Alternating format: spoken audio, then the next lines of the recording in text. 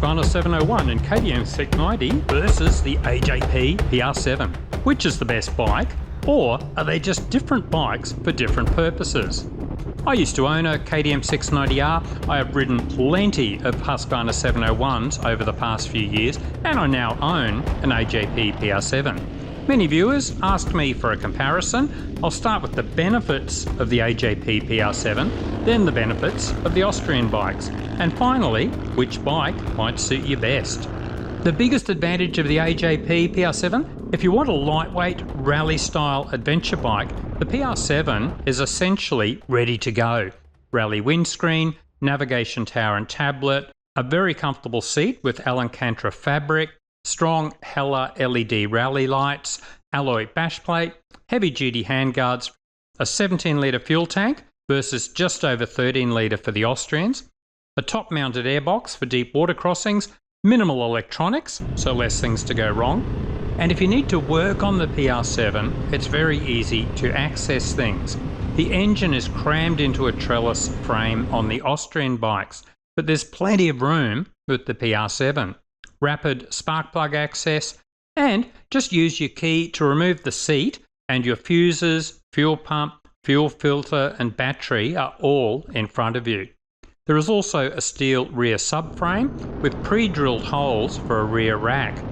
The 690 and 701 use plastic and generally shouldn't be subjected to carrying heavy luggage. Suspension. The ZF sucks, forks and rear shock are just about perfect for most riders, plush on small bumps, they still soak up the big hits. Riders between 80 kilograms to 100 kilograms have all ridden my PR7 and love the suspension. The 690 and 701, for years many riders have complained about the harshness of the stock suspension and resorted to valving and spring changes for a more compliant setup. Reviews of the 26 models suggest the suspension is still very firm. We should point out that aggressive riders can find the stock suspension works well, ditto for very heavy riders.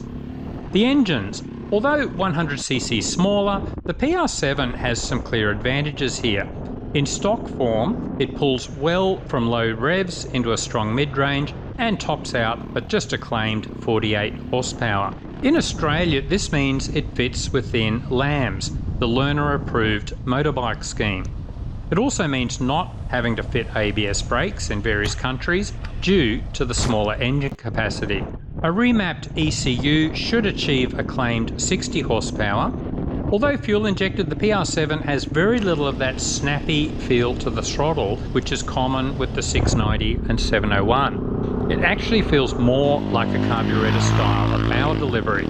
Traditionally, the Austrian bikes have run badly at low revs and needed remapping and various dongles to run better. Initial reports on the 26 model say they have improved, but remapping is still a good idea.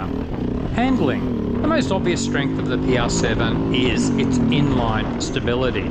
It is confidence-inspiring on loose surfaces. It still turns easily, but feels incredibly stable at speed. The Austrian bikes do turn quicker, which is useful on tight trails, but quite a few owners fit steering stabilisers for faster riding. There's a lot of debate about the front end feeling sketchy on the 690 and 701. Some claim this is due to the fuel tank, which is more rear set than the AJP. Most owners eventually find solutions through tyre choice, suspension setup or a steering stabiliser, but generally PR7 owners find the handling is excellent with no mods needed. Reliability. This is a contentious issue. Die-hard fans will say the 690 and 701 are now extremely reliable despite earlier issues like rocker arms, fuel pump and injector issues, electrical gremlins and clutch slave cylinder failures.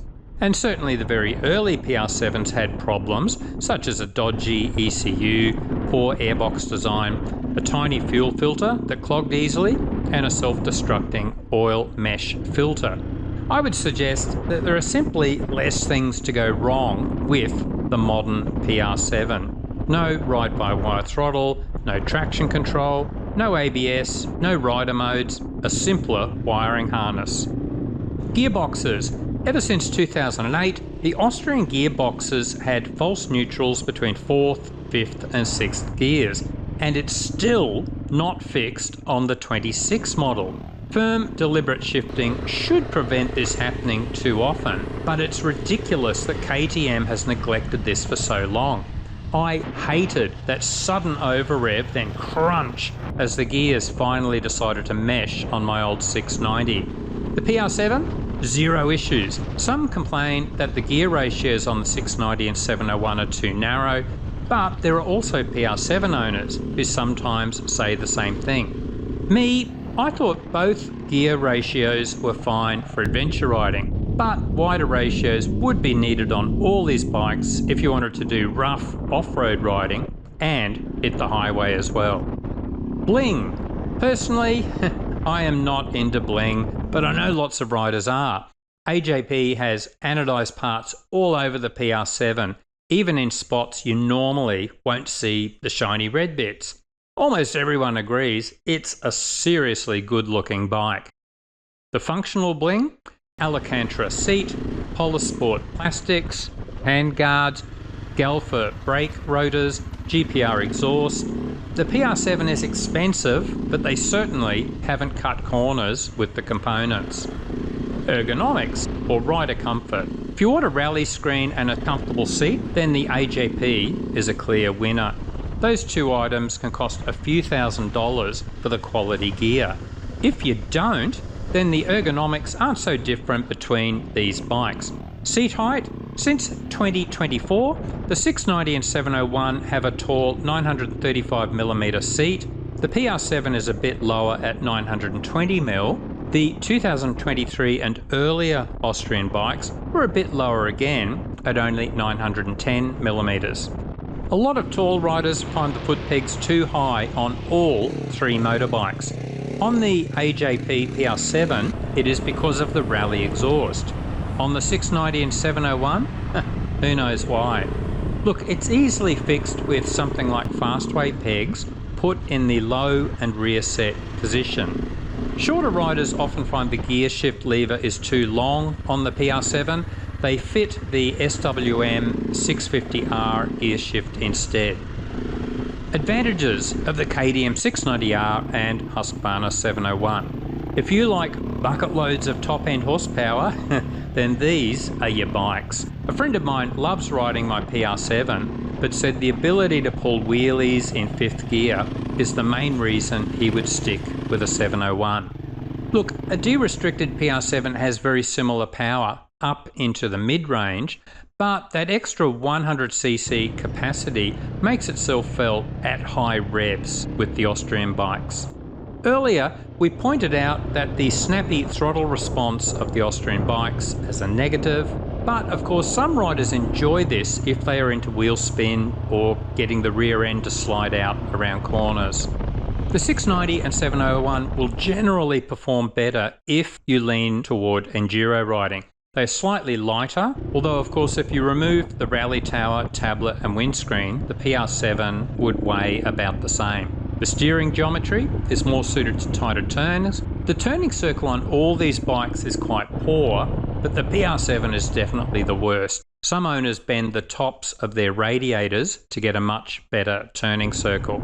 Availability of dealers, parts, service centres and aftermarket parts. The Austrian bikes are generally much better in this respect in the majority of countries. Having said that, AJP recently expanded their factory production and dealer networks are spreading, at least here in Australia. Electronic aids. Earlier we said there's more stuff to go wrong on the 690 and 701, but of course the flip side is you do get extra features that some riders will want on the latest models. Lean sensitive ABS, traction control, rider modes, an optional quick shifter. If you are new to riding off-road, then these features could be very important. The ability to carry a passenger. The AJP PR7 is strictly for single riders only, which has meant less restrictions such as ABS requirements in the European market. These bikes will never be very comfortable for pillion passengers over long distances, but it may be a needed feature for some riders. The price. no doubt about it, the PR7 is expensive. In Australia, the PR7 is around $2,000 to $3,000 more expensive. In Europe, it's around 1,000 to 2,000 euros more expensive. Of course, this will change dramatically if you then spend money on suspension, a rally tower, navigation tablet, windscreen, bash plate, comfortable seat, handguards, and so on. But it depends if you want a more enduro-oriented bike or an adventure bike. This brings us to our final point. Which bike would suit you better? It depends where you fit on this spectrum. If you want a lightweight adventure bike that is ready to ride, we think the PR7 is the obvious choice. But if you want a bike that is more dual sport or enduro oriented, the 690 or 701 will work better if you don't want the windscreen, tablet, tower, comfortable seat, bigger fuel tank, and other adventure features. But what if you really want huge amounts of wheel spinning horsepower at high revs? Well, clearly the Austrian bikes will win out here. But if you mainly ride in the mid-range revs and love smooth power delivery without needing to remap and fit aftermarket exhausts and dongles, the AJP is at a distinct advantage here. As always, the ideal solution is a test ride if you can arrange this.